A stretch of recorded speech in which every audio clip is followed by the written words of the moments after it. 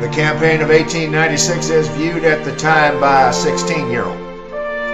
In a nation of 100 fine, mob-hearted, lynching, relenting, repenting millions, there are plenty of sweeping, swinging, stinging, gorgeous things to shout about and knock your old blue devils out. I brag and chant of Bryan, Bryan, Bryan. Bryan, candidate for president who sketched a silver Zion, the one American poet who could sing outdoors.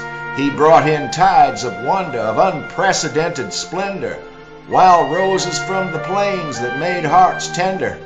All the funny circus silks of politics unfurled, Bartlett pears of romance that were honey at the cores, and torchlights down the street to the end of the world. There were truths eternal in the gab and tittle-tattle. There were real heads broken in the fustian and the rattle. There were real lines drawn, not the silver and the gold, but Nebraska's cry went eastward against the dour and old, the mean and cold. It was 1896 and I was just 16, and Altgeld ruled in Springfield, Illinois, when there came from the sunset Nebraska's shout of joy. In a coat like a deacon, in a black Stetson hat, he scourged the elephant plutocrats with barbed wire from the Platte. The scales dropped from their mighty eyes. They saw that summer's noon a tribe of wonders coming to a marching tune. The Longhorns from Texas, the Jayhawks from Kansas, the plop-eyed bungaroo and giant Geosecus, the varmint, chipmunk, bugaboo, the horned-toad, prairie dog, and ballyhoo from all the newborn states a-roo, bidding the eagles of the west fly on, bidding the eagles of the west fly on. The fawn, prodactyl, and thingamajig, the rakabore, the helengon, the whangdoodle, batfowl, and pig, the cow, wildcat, and grizzly, in a glow, in a miracle of health and speed, the whole breed abreast, they leaped the Mississippi blue border of the west from the Gulf to Canada, 2,000 miles long, against the towns of Tubal-Cain, and sharp was their song.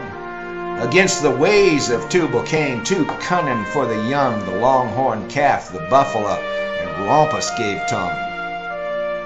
These creatures were defending things Mark Hanna never dreamed, the moods of airy childhood that in desert dews gleamed, the gossamers and whimsies, the monkey shines and didos rank and strange of the canyons and the range, the ultimate fantastics of the far western slope, and of prairie schooner children born beneath the stars, beneath fallen snows, of the babies born at midnight in the sod huts of lost hope, with no physician there except a Kansas prayer and the Indian raid howling through the air. And all these in their helpless days by the dour East oppressed, mean paternalism making them mistakes for 'em, crucifying half the West till the whole Atlantic coast seemed a giant spider's nest.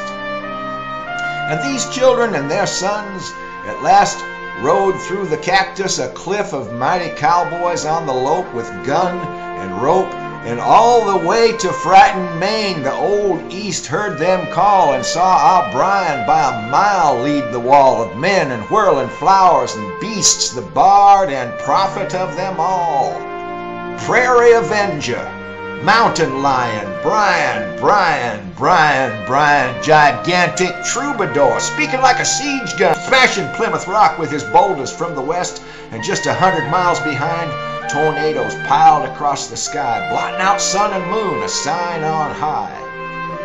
Headlong, dazed, and blinking in the weird green light, the scalawags made moan, afraid to fight.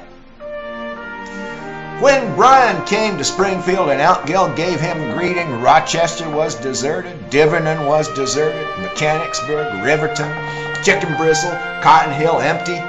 For all Sangamon drove to the meeting in silver-decked racing cart, buggy, buckboard, carryall, carriage, phaeton, whatever would haul. And silver-decked farm wagons gritted, banged, and rolled with the new tale of Bryan by the iron tires told. The State House loomed afar, a speck, a hive, a football, a captive balloon, and the town was all one spreading wing of bunting, plumes, and sunshine.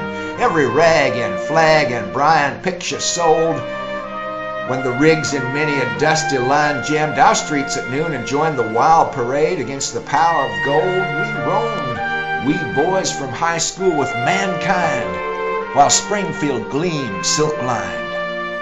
Ah, Tom Dines and Art Fitzgerald and the gangs they could get, I can hear 'em yelling yet, helping the incantation, defiant aristocracy with every bridle gone, ridding the world of the low-down mean, bidding the eagles of the West fly on, bidding the eagles of the West fly on. We were bully, wild and woolly, never yet curried below the knees. We saw flowers in the air, fair as the Pleiades, bright as Orion, hopes of all mankind made rare, resistless, thrice refined. Ah, we bucks from every Springfield ward, colts of democracy, yet time wins out of chaos from the star fields of the Lord.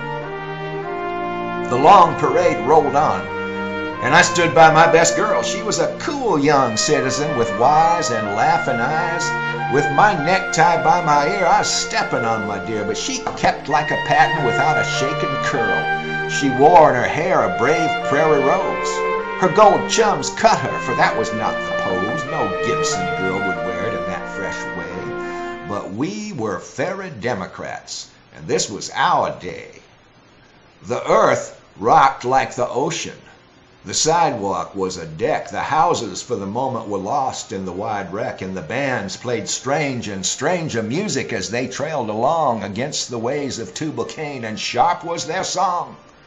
The demons in the bricks, the demons in the grass, the demons in the bank vaults peered out to see us pass, and the angels in the trees, the angels in the grass, the angels in the flags peered out to see us pass.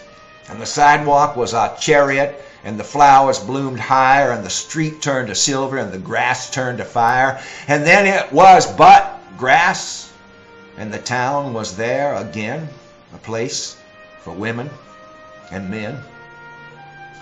And we stood where we could see every band and the speakers stand, and Bryan took the platform, and he was introduced, and he lifted his hand, and he cast a new spell. Progressive silence fell in Springfield, in Illinois, around the world. Then we heard these glacial boulders across the prairie roll. The people have a right to make their own mistakes. You shall not crucify mankind upon a cross of gold. And everybody heard him in the streets and State House yard, and everybody heard him in Springfield, in Illinois, around and around and around the world that danced upon its axis in like a darling bronco whirled. July, August, suspense, Wall Street lost to sense. August, September, October, more suspense, and the whole East down like a wind-smashed fence. Then Hannah to the rescue. Hannah of Ohio, rallying the roller tops, rallying the bucket shops, threatening drought and death, promising manna, rallying the trusts against the ball and flannel mouth, invading miser cellars, tin can socks, melting down the rocks, pouring out the long green to a million workers, spondulics by the mountain load to stop each new tornado and beat the cheapskate, blatherskite, populistic, anarchistic deacon desperado. Election night at midnight. Boy Bryan's defeat. Defeat of Western silver, defeat of the wheat. Victory of letter files and plutocrats in miles with dollar signs upon their coats, diamond watch chains on their vests, and spats on their feet. Victory of custodians, Plymouth Rock, and all that inbred landlord stock. Victory of the neat. Defeat of the aspen groves of Colorado valleys, the blue bells of the Rockies, the blue bonnets of old Texas by the Pittsburgh alleys. Defeat of alfalfa and the Mariposa lily. Defeat of the Pacific and the long Mississippi. Defeat of the young by the old and the silly. Defeat of tornadoes by the poison vats supreme. Defeat of my boyhood. Defeat of my dream. Where is McKinley, that respectable McKinley, the man without a angle or a tangle, who soothed down the city man and soothed down the farmer, the German, the Irish, the Southerner, the Northerner, who climbed every greasy pole and slipped through every crack, who soothed down the gambling hall, the barroom, the church, the devil vote, the angel vote, the neutral vote, the desperately wicked and their victims on the rack, the gold vote, the silver vote, the brass vote, the lead vote, every vote. Where's McKinley? Mark Hanna's McKinley, his slave, his echo, his suit of clothes, gone to join the shadows with the pomps of that time and the flames of that summer's prairie rose. Where's Cleveland, whom the Democratic platform read from the party in a glorious hour, gone to join the shadows with Pitchfork Tillman and Sledgehammer Outgeld, who wrecked his power?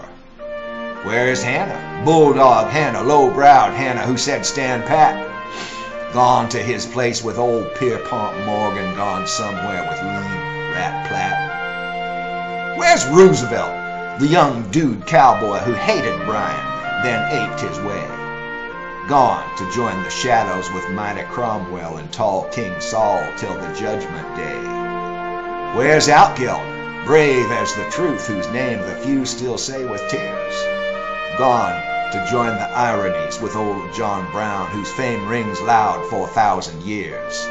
Where's that boy, that heaven-born Bryan, that Homer Bryan who sang from the West, gone to join the shadows with Outgeld the eagle, where the kings and the slaves and the troubadours rest?